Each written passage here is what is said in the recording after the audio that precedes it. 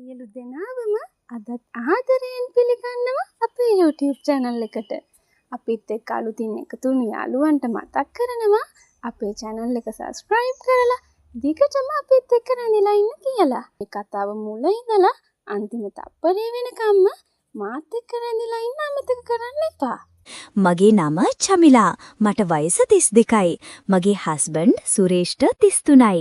මම පොඩ්ඩක් චබි කෙනෙක්. ඉන එහෙම හොඳටම පළල් වෙලා ලස්සනට තිබුණා. අපි බැඳලා දැන් අවුරුදු 5ක් විතර වෙනවා. තාම ළමයි නම් නෑ.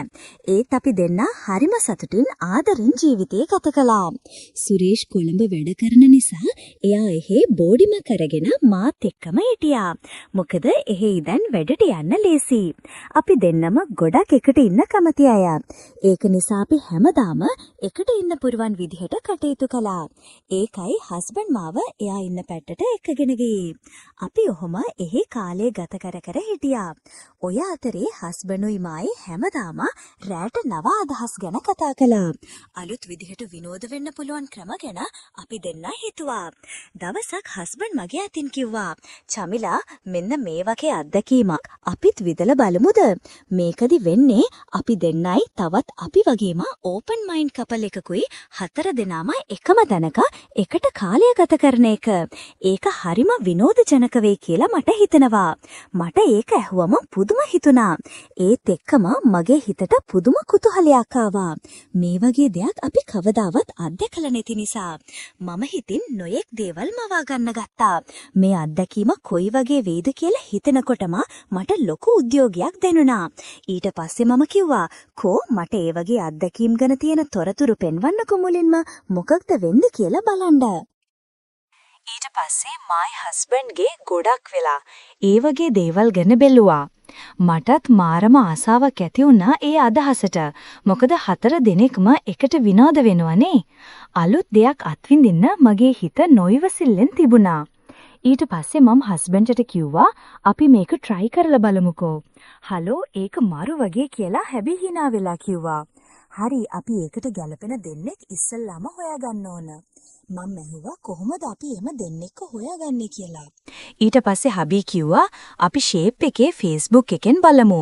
එතකොට අපිට පුළුවන් නොමල් එයාලත් එක්ක මීට් වෙලා කතා කරලා බලලා එයාලත් අවුලක් නැත්නම් හොඳ අය නම් අපි දවසක් දාගෙන වැඩේ කරමු කියලා." ඉතින් මොහොම වෙලා අපි දෙන්න එදා රෑ ආදරෙන් ඉඳලා නිදාගත්තා. නිදාගන්න යනකොටත් අපි දෙන්න ඒ දේවල් ගැනම තමයි කතා කළේ.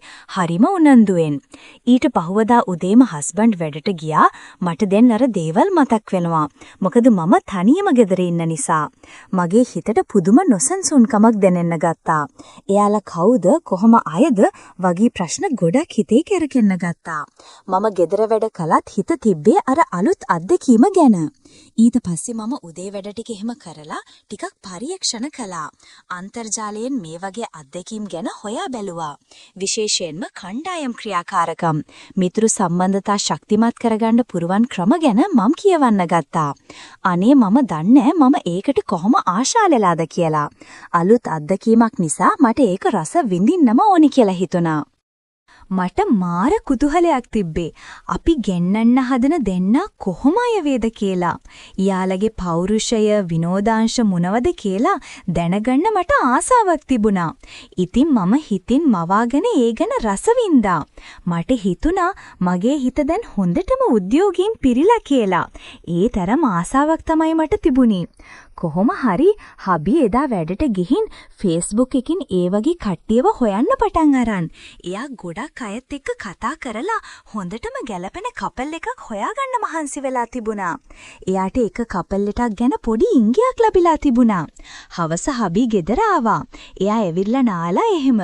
කනකොට මම ඇහුවා, "අර වැඩේ මොකද උනේ? කවුරු හරි සෙට් වුණාද කියලා?" "අම්මෝ, මේකෙත් ආශාව. පොඩ්ඩක් ඉවසන්න මේක හොයාගන්නකම්" කියලා මට විහිළුවෙන් වගේ කිව්වා. "හරි අනේ මම මොකද උනේ කියලානේ ඉතින් ඇහුවේ" කියලා මම පෙරත්ත කළා. මටත් කිහිප දෙනෙක් මැසේජ් කළා. "මං පොඩ්ඩක් කතා බහ කරලා බලන්නම් තව" කියලා කිව්වා. මගේ හිතේ තිබ්බ උන් වේගය වැඩි වුණා. කවුද ඒ අය? අපිට ගැළපේද වගේ දේවල් හිතේ දුවන්න ගත්තා. ඊට පස්සේ අපි කාලා එහෙම ඇඳට ගියා. ඔන්න එතකොට හබීට මෙසේජ් කරපු අය ගැන මට පෙන්වන්න පටන් ගත්තා. ඉතින් අපි මේ විදිහට මැසේජ් කරන්නේ වෙනම ෆේක් account එකකින්. මොකද රියල් account එකට මැසේජ් කළොත් ප්‍රශ්නයක් වෙන්න පුරවන්නේ. ඊට පස්සේ හබි එයාට මැසේජ් කරලා එවපු විස්තර මට පෙන්නුවා. ඔවුන්ගේ පෙනුම, විනෝදාංශ සහ ඔවුන්ගේ අදහස් වගේ දේවල් තමයි එවලා තිබුණේ. ඔවුන්ගේ ප්‍රොෆයිල් පින්තූර වලින් පවා ඔවුන්ගේ මිත්‍රශීලී බව හොඳින් පෙනුණා. එතකොට අපිට ස්වභාවය සහ රුචිකත්වය වගේ දේවල් ගැන හිතාගන්න පුළුවන්නේ. මට හිතාගන්න බැරි වුණා මේ වගේ අයත් ඉන්නවද කියලා. ඉතින් හැබීමට ඒවා පෙන්නනකොට මට සතුටක් දෙනුණා වගේ. ඒ තරම් පුදුමයින් ආශාවෙන් තමයි මම ඒවා බලන්නේ. මම ඇහුවා ඔයා අපේ ඒවත් මේ විදිහට යවවද හෙට කියලා. හැබී කිව්වා ඔව් කියලා. කෝ බලන්න යවපු ඒවා කියලා. මට පෙන්නන්න කිව්වා. අයියෝ ඔයා මේ අපේ සාමාන්‍ය විස්තර නෙවෙයිනේ අවලා තියන්නේ. දැන් හොඳ ලස්සනට ටිකක් විශේෂ විස්තර ටිකක් හදලා යවමුද? නැත්තම් අපි දෙන්න චොරයි කියලා හිතයි එයාලා. අම්මෝ ඔයාගේ ආශාව. හා ඉන්නකෝ. ඔහම ඊට පස්සේ අපිත් ලස්සනට විස්තර ටිකක් හදාගත්තා. අපේ ජීවිතේ විනෝදජනක අංශ, අපේ රුචි අරුචිකම්, අපේ විවෘත අදහස් වගේ දේවල් මේ විස්තරවලට එකතු කළා. අපි පොඩි කවිපද පවා එකතු කළා. ඊට පස්සේ අපිත් එක්ක කතා කරපු අයට අපි ඒව දැම්මා. ඊට පස්සේ අපි එදා රෑ කිහිප දෙනෙක් එක්ක මැසේජ් කළා. එයාලගේ ගෙවල් කොහෙද? තව විස්තර. එයාලට එන්න පුරවන්ද? කොහොමද වගේ දේවල් ගැන අපි හොඳට කතා කළා. ඊට පස්සේ දෙන්නෙක් අපි හෙට නෝමල් මීට් වෙමු කියලා අපිට කතා කළා. ඉතින් අපි දෙන්න හිටියේ ලොකු උනන්දුවකි. එදා ඉරිදා දවසක් නිසා හැබීට නිවාඩු. ඊට පස්සේ එයාලා උදේ 10ට රෙස්ටොරන්ට් එකක් තියෙනවා කියලා කිව්වා. එයාලත් කොළඹවට කියලා කිව්වා. අපි හිතුවේ එයාලා කවුද කොහොමයිද කියලා දැනගන්නයි. මේ අලුත් අත්දැකීමට එයාලා කොච්චර දුරට සූදානම්ද කියලා තේරුම් ගන්නයි. අපේ හිතේ තිබ්බ කුතුහලය තවත් වැඩි වුණා. අපි එතනට යනකොට එයාලා තෙවිත් හිටියා. අපි කෝල් එකක් අරගත්තා. එයාලා කවුද කියලා බලන්න. අම්මෝ කොල්ලනම් මාරම කඩවසම් කෙනෙක්. මම විස්මයටපත් වුණා. එයාගේ පෙනුම, එයාගේ සිනහව මගේ හිතේ තිබ්බ බලාපොරොත්තු වලට හරියටම ගැලපුණා. එයාගේ ඇඳුම පවා ඊටාම පිළිවෙලයි. එයා කතා කරපු විදිහත් හරිම ආකර්ශනීයයි. ඒ නංගිත් හරිම ලස්සනයි. හරිම ෆ්‍රෙන්ඩ්ලි පෙනුමක් තිබුණා. එයාගේ කොණ්ඩය කැරලි ගැසලා හරිම ආකර්ශනීයයි. එයාගේ ඇස්වලත් තිබ්බේ පුදුම දීප්තියක්. ඉතින් අපි ඒ දෙන්න ළඟට ගියා. අපි පොඩි දේවල් ඕඩර් කරලා ඒවා කන ගමන් පොඩ්ඩක් කතා කරලා බැලුවා. මුලින් පොඩි ලැජ්ජාවක් තිබුණත් ටික වෙලාවකින් ඒක නැති වෙලා ගියා. ඉතින් එයාලත් ගොඩක් හොඳ අය වගේම. අපි වගේම මේක විනෝදයට කරන අය. කිසිම රහස්‍යභාවයක් තිබ්බේ නෑ. ඔවුන් අපිත් එක්ක ඊටාම විවෘතව කතා කළා. ඔවුන්ගේ ජීවිත අත්දැකීම් ගැන පවා කිව්වා. මට ඒ දෙන්නව දැක්කම හිතුනේ එයාලත් අත්දැකීම සැබෑවිනවා කියලා. ඊට පස්සේ මම හබීට හොරන් කිව්වා. අපි අදම සැලසුම් කරමුද? මට නම් ඉවසන්න බෑ කියලා. ඒ තරම් මට ආස වුණා. ඒ කොල්ලන් මට ගොඩක් ආසාවෙන් වගේ හිටියා. කතා කරනකොට මට ඒක හොඳටම තේරුණා. එයාගේ ඇස්වල තිබුණේ මාව දිනා ගන්න ඕනි කියන හැඟීම. ඒ නංගිත් හරිම ෆ්‍රෙන්ඩ්ලි. ඉතින් එයාත් මේකට ගොඩක් කැමතියි. අපේ හබීත් මාර ආසාවෙන්. ඉතින් ඔහොම අපි පැයක් විතර එක දිගට කතා කර හිටියා. අපි 4 දෙනාටම හරිම හොඳ වයිබ් එකක් දැනුණා. අපි එකිනෙකාගේ විනෝදාංශ, ගමන් බිමන් සහ අනාගත බලාපොරොත්තු ගැන කතා කළා. අපි පොඩි විහිළු කරලා එකට hina වෙලා හරිම සතුටින් හිටියා. ඊට පස්සේ මම හබීට කිව්ව නිසා හබී යෝජනාවක් ගෙනාවා. අපේ ගෙදර කවුරුත් නෑ. අපි දෙන්න විතරයි ඉන්නේ. ඔයාලට අපිව සෙට් නම් අද හවසට අපේ ගෙදරම මීට් වෙමු කියලා. ඊට පස්සේ මල්ලි කිව්වා අපිට කිසි අවුලක් නෑ. අපිටත් ඔයාලව සෙට්. එහෙනම් අපි හවසට මේ පැත්තට එන්නම් කියලා. ඊට පස්සේ අපිත් හා කියලා. එයාලව හග් කරලා වාහනේට නැගලා එන්න පිටත් වුණා.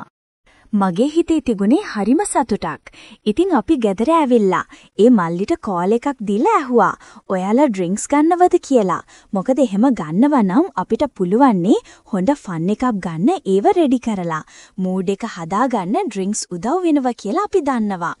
ඊට පස්සේ ඒ මල්ලි කිව්වා ඕවා අපි දෙන්නම ඩ්‍රින්ක්ස් ගන්නව පොඩියට කියලා. ඊට පස්සේ අපි ගෙවල් ළඟ තියෙන සුපර් මාකට් එකට ගියා. හබී ගිහින් ඒකෙන් හොඳ වයින් බෝතලයක් අරගෙන අරගෙන ආවා. තව හොඳ රෝස් කරපු කුකුලෙකුයි ජම්බෝ පීනට්ටුයි සිගරට් 10කුයි අරගෙන ආවා. අපි ඒ වෙලාවේ ඉඳන්ම සැමරීමට සූදානම් වුණා. මං ගෙදර ආපු ගමන් ගෙදර හොඳටම ආස්පස් කළා. මල් මාලා එල්ලලා සුවඳ දුම් දැල්වලා කාමරේ ලස්සන කළා. හැමදේම ඊටාම පිළිවෙලට සූදානම් කළා. මං අපේ ප්‍රියතම සංගීත ලයිස්තුවත් සකස් කළා. ඊට පස්සේ ඒ කොල්ලගෙන් කෝල් එකක් ආවා. අපි එද්දි ඔයාලට කන්න අරගෙන එනවා. ඔයාලා මුකුත් හදන්න එපා කියලා. අපි ඔක්කොටම කන්න තමයි අරගෙන එන්නේ කියලා. ඊට පස්සේ අපි එහෙම ඕනි නෑ. අපි උයන්නම් කියලා කිව්වා. නෑ අපි ගේනවා. ඔයාලා උයන්න එපා අපරාධේ කියලා. ඒ මල්ලි හබීට කිව්වා. එයාගේ සැලකිල්ලට මට සතුට හිතුණා. ඊට පස්සේ අපි අපේ රූම් එකේ ටේබල් එකක් අරේන්ජ් කරලා පුටු ෆටරකුත් තියලා ඩ්‍රින්ක්ස් ගන්න රෙඩි කළා. වයින් බෝතලේ මේසේ උඩ ලස්සනට තියලා සිගරට් පැකට් එකත් ළඟින් තිබ්බා. මල් මාලා වලින් පාට ලයිට් වලින් කාමරය තව අලංකාර කළා. බිම මෘදු රග් එකක් ඉල්ලලා තිබ්බා. ඉතින් අපි දෙන්න හොඳට නාගෙන ලස්සනට ඇඳගෙන එළම ඒ දෙන්න එනකන් බලන් හිටියා. හිතේ තිබ්බේ ඉවසීමක් නැති උද්‍යෝගයක්. කොයි වෙලාවද යාලා එන්නේ කියලා මම කිහිප වතාවක්ම ඔරලෝසුව බැලුවා. මගේ හිත ගැහෙන වේගයක් වැඩි වෙලා වගේ දැනුණා. ඔන්න හවස 7 වගේ වෙද්දි දෙන්න ආවා. එන්න මල්ලි එන්න නංගි කියලා අපි දෙන්නම ඒ දෙන්නව ආදරයෙන් පිළිගත්තා. එයාලගේ මුහුණුවල තිබ්බේ පුදුම සතුටක්. එයාලා අපිට පොඩි ටැගි දෙකකුත් අරගෙන ඇවිත් තිබුණා. ඉතින් අපි සෝෆා එකට වෙලා ටිකක් කතා කරන්න පටන් ගත්තා. අපි එයාලගෙන් දවස කොහොමද කියලාත් ඇහුවා. ඒ අතරේ මම කුස්සියට ගිහින් කෝපි 4ක් හදාගෙන ආවා. ඔක්කොටම බොන්න. මගේ හිතේ තිබුණේ ආගන්තුක සත්කාරයේ උපරිමයෙන් කරන්න. ඊට පස්සේ මම ඔක්කොටම කෝපි ටික බොන්න කියලා ඇල්ලුවා. අපි රසවත් කතා බහක යෙදුණා. ඒ දෙන්නත් වාහනේ ආපු නිසා වොෂ් එකක් එහෙම දාලා රිලැක්ස් ඇඳුමකින් තමයි ඇවිත් හිටියේ. නංගි ස්කිනි ජීන්ස් එකකුයි කොට ෂෝට් එකකුයි ඇඳලා හරිම ආකර්ශනීයයි. එයාගේ කොණ්ඩේ ලස්සනට පීරලා තිබුණා. මල්ලිත් ඒ වගේ ෂෝට් එකයි ටී-ෂර්ට් එකයි ඇඳලා. ඉතින් ඒ දෙන්න මාරම ලස්සනයි. හරිම ගැලපෙන කපල් එකක්. අපිත් ඒ විදිහටම තමයි ඇඳගෙන හිටියේ. සැහැල්ලුවට. ඉතින් අපි ඇහුවා ඔයාලට බොස් දාන්න ඕනේ නම් වොෂ්රූම් එක තියෙනවා. අපි ඔහොම ඩ්‍රින්ක් එකක් ගමුද කියලා. ඉතින් ඒ මල්ලිත් කිව්වා අපි ලොකු දුරක් නෙවෙයි ආවේ. ඒ නිසා අපි වාහනේ ආවේ වොෂ් එකක් දාගෙනමයි. අපි එහෙනම් ඩ්‍රින්ක් එකක් ගමු කියලා අපි කාමරේම ඔක්කොම රෙඩි කළා. එහෙනම් යමු කාමරයට කියලා හැබි කිව්වා. ඊට පස්සේ අපි ඔක්කොම ඩ්‍රින්ක් එකක් ගන්න කාමරයට ගියා. කාමරේ පුරාම තිබුණේ වයින් සුවඳයි සතුටුදායක වාතාවරණයකි. මෘදු සංගීතයකුත් වාදනය වුණා. කාමරයේ ආලෝකයක් ඊටම සංසුන් ස්වභාවයක් ගත්තා. ඊට පස්සේ හබී කිව්වා චමිලා එහෙනම් ඔයා අර මල්ලි ළඟින් ඉඳ ගන්න. නංගි එහෙනම් මම ළඟින් කියලා. මට පොඩ්ඩක් පුදුම හිතුණත් මගේ හිතේ තිබ්බ කුතුහලය ඊට වඩා වැඩි වුණා. දැන් අපි අනිකාට මුහුණලා තමයි ඉඳගත්තේ. 4 දෙනාම සමීපව වාඩි වෙලා හිටියා. මේ අවස්ථාව මගේ හිතේ සටහන් වුණා. ඊට පස්සේ අපි කයියක් දාන ගමන් බොන්න පටන් ගත්තා. වයින් එකේ රසත් සිගරට් දුමත් කතාවත් එක්ක හරිම ආතල් එකක් දැනුණා. නංගිත් හොඳටම අඩිය ගහනවා. හරිම නිදහස් විදිහට සිගරට් එහෙමත් බොනවා. මමත් සිගරට් බොනවා. මම ටිකක් හොඳටම විනෝද වෙන්න ඕනේ කියලා ටිකක් වැඩිපුර දාගෙන ගැහුවා. මොකද අද හොඳ ෆන් එකක් ගන්න ඕනේ. මට අපි භාගයක් විතර ගහද්දී මම කොල්ලගේ ළඟටම වෙලා වාඩි වුණා. මගේ හිතේ තිබ්බ හැම ලැජ්ජාවක්ම නැති වෙලා ගියා වගේ. ඒක බලන් හිටපු නංගෙත් අරයගේ ළඟටම වෙලා වාඩි වුණා. දැන් ඔහොම අපි සෙල්ලක්කාර විදිහට අඩිය ගහනවා. මාර ෆීලිං එකක් තමයි අපිට දැන් දැනෙන්නේ. සිගරට් එහෙමත් මාරු කර බොනවා.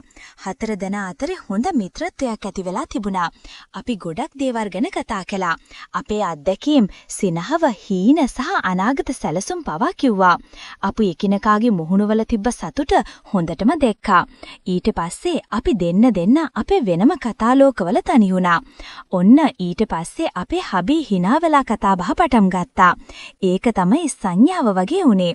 ඒ සමගම අනෙක් කොල්ල මගේ කනට කරලා මුනුව ඔයා හරිම ලස්සනයි කියලා. මගේ හිතට සතුටක් දැනුණා. ඔහුගේ කටහඬ හරිම මිහිරි. ඉතින් ඔන්න ඔහම වැඩේ පටන් ගත්තා. ඒ අත්දැකීම නම් මාරම ලස්සනයි. ඒ කොල්ලගේ කතාබහ ගොඩක් වැඩි කෙනෙක් කැමති තරම් වෙලාවක්. ඒ කොල්ලට ඒ කෙනා වෙනුවෙන් කතාබහ කරන්න පුරුවන් කොල්ලෙක්. එයා හරිම දක්ෂයි. විවිධ මාතෘකා ගැන කතා කරන්න ඔහු දක්ෂයි. හබි ගොඩක් සතුටු වුණා. නංගිත් ගොඩක් සතුටින් තමයි හිටියේ. 4 දිනාම එකිනෙකාගේ සතුට ගැන හිතලා වැඩ කළා. අපි විනෝද ක්‍රීඩා කළා. ගීත ගායනා කළා. විහිළු කතා කිව්වා. ඒ කතා බහත් එක්ක වෙලාව ගියා. දැනුනේම නැහැ. අපි කතා කර කර සින්දු කිය නටනකොට වෙලාව රෑ 12ටත් වැනි. අපි 4 දිනාම එකට එකතු වෙලා අලුත් ගීත නිර්මාණය කරන්නත් උත්සාහ කළා. ඒක හරිම විනෝදජනක අත්දැකීමක් වුණා. අපි එක විදිහට එක ක්‍රීඩාවලට 4 දිනාම හොඳ සෙල්ලම් දැම්මා. නැටුවා, සින්දු කිව්වා, විහිළු කළා. අපේ hina හඳ කාමරේ පුරාම දුන්කාර දුන්නා. ඒකනම් මාර පිස්සුවක්. එදා හැම විදිහකම විනෝදයක් එතනදි සිද්ධ වුණා. අපි ගොඩක් ඡායාරූප ගත්තා. ඒ මොහොතවල් මතකයේ රැඳී තියාගන්න. මගේ හීන හැම එකක්ම ඉදා සැබෑ වුණා.